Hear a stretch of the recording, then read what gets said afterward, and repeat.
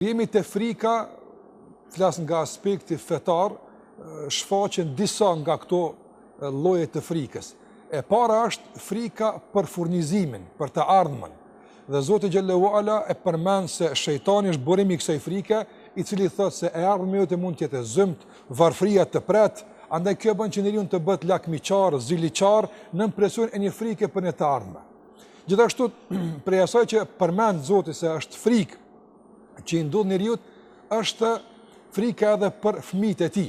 Prandaj edhe si pasojë kësaj frike në një periudhë caktuar kohore, ignorantët dhe pabesimtarët vorrasen për së gjalli fëmijët e tyre që ti kursejnë nga një ardhme e paqartë dhe e zymt. Frika tjetër që mund ta theksojmë në fillim të këtij emisioni është gjithashtu frika nga e kaluara, se nuk falet, nga krimi dhe vrasja e ndërgjegjë nga brenda, se ti ke bën një krim dhe tashmë nuk ka rrugë dalje për ty dhe hap shtegun e pendimit dhe kërkim faljes. Andaj janë të shumta ato shtigje ku njeriu preket nga frika. Islami e pranon njeriu si të tillë dhe nuk është mëkat që të prekesh nga frika. Por mëkat është që ajo të ndikon në përcaktimin e bindjeve tuaja. Mëkat është atë ku frika bëhet ngjyrim i jetës tënde dhe ajo pastaj e dikton besimin e jo e kundërta. Andaj Allahu i manduar kur na thret në kryen disa obligimeve, pas kësaj thot shejtani don t'ju frikson. Sikurse për shkak për agjërimin. Binduni Allahut dhe kaloni këtë sfidë të frikës nga se nuk është reale.